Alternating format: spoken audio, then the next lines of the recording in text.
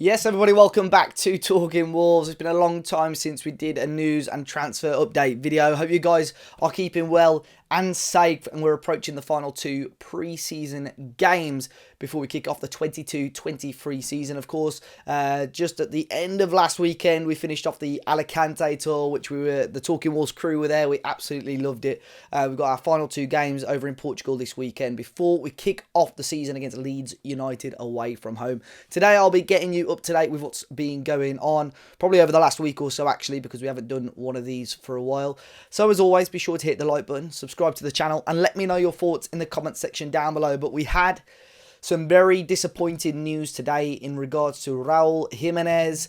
He came off injured in that game against Besiktas, and I was hoping it was just as a precaution.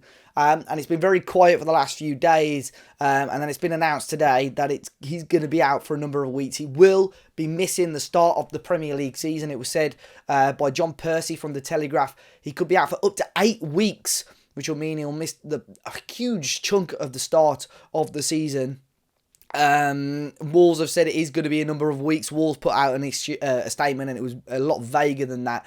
But what a disaster this is for Wolverhampton Wanderers. With the loan out of Fabio Silva recently, obviously, to Anderlecht, you would have hoped and thought that Wolves would have had another backup striker lined up. But of course we haven't. Wolves, once again, not being proactive. And again, are going to have to be reactive to this. With just about 10 days until the start of the season, we do not have a senior number 9. Catrone and Bonatini weren't part of the pre-season squad at all. I'm not saying they were good enough, but if they were integrated in the squad during Spain, maybe you would have been, not against them started against Leeds. You've got Hwang, who obviously hasn't taken much part of pre-season either. So Wolves are probably going to have to play Neto or Podence up front, which as a lone striker, I'm not overly convinced with, but we'll have to wait and see what happens there. But once again, it's a disaster by the club, and for me, they've got to try and bring in a striker sooner rather than later. Apparently, Wolves are still working on that, but there's no guarantee when that will be announced. They're hoping to get one in before the end of the transfer window, but they don't want to rush that decision, and they want to make sure it's the right player for the Wolves squad. Before Fabio Silva was loaned out, at the start of the window, we should have already been looking for a striker. So I don't know, once again, why Wolves are taking so long to make these decisions. So disappointing in regards to that. So strikers at the moment, I mean, you look at the links, there's not a lot of links out there either. The one that I haven't spoke about on a video as such, we did a little bit on our podcast about it at the start of last week, was obviously the shock news of Christian Benteke, the Crystal Palace striker, who had been linked with a move to Wolves. He's one of the forwards that Wolves are apparently considering to bolster the depth this summer. That was last Tuesday. It's gone quiet ever since then, to be completely honest. So nothing else on another striker as of yet. Another possible incoming is the Austrian defender Stefan Posh, who currently plays for Hoffenheim. He could play as a centre-back or even as a right-back as well. Hoffenheim are looking at around 10 million euros for him. It said he's open to leaving the club. If a bid or an offer of 10 million euros comes in, he would be open to moving to Wolverhampton Wanderers. But again, we're not too sure what's going on that. But Sky Sports Germany reported on that. Kicker, which is a pretty big publication over in Germany, have reported on it as well. Centre-back isn't really an area that Wolves need to strengthen right now. Maybe if Wolves see him as a depth at right back, possibly. But I'm not so sure right now. Another outgoing, Leander Dendoncker, has been linked with Everton, actually. This came from Fabrizio Romano earlier this week. It said that Everton are reportedly set to explore the possibility of signing Leander Dendoncker. Once again, Wolves have got to make this worth their while, and they've got to have an option lined up. So if Wolves don't have these backup options lined up, then there is no point in selling Leander Dendoncker. He was okay during pre-season, to be fair. He does get a lot of stick, does a lot of the dirty work, and I think, he's a player that, I don't know, I think he deserves to be in and around the squad at Wolves for sure, but I think Wolves Wolves fans for some reason don't value him so highly. But I think if you can get 15, 20 million quid for him, you definitely consider that sale.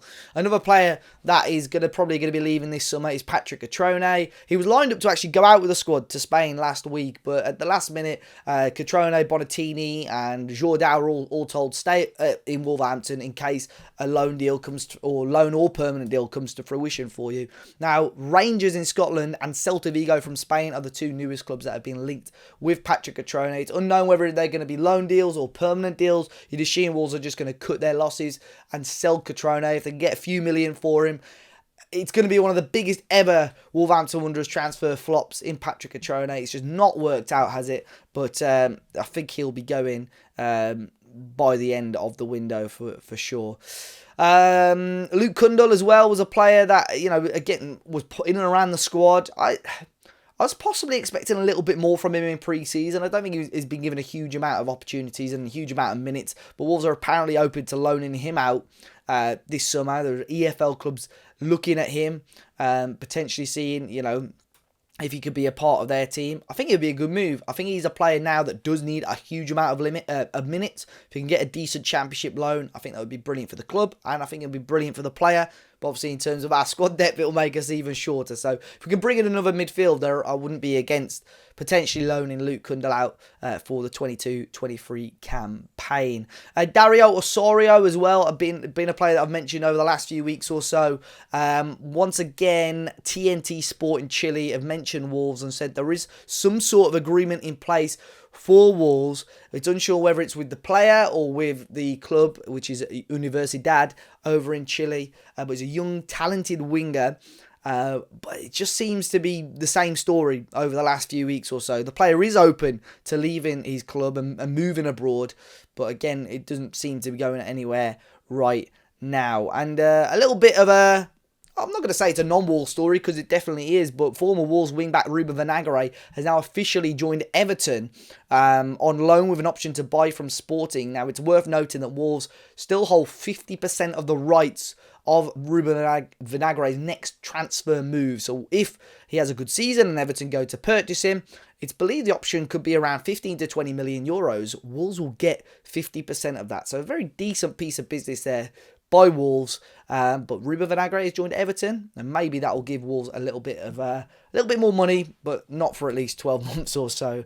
Anyway, but guys, that is all for today. Like I said, really disappointing news about the Raul Jimenez saga. Let me know if he's not fit, who would you start as the striker next week against Leeds United, or do you think Wolves need to bring somebody in to be starting at Ellen Road? Let me know your thoughts on any of the other stories that I've mentioned today. Be sure to hit the like button, subscribe to the channel if you're new, and I'll see you all very, very soon.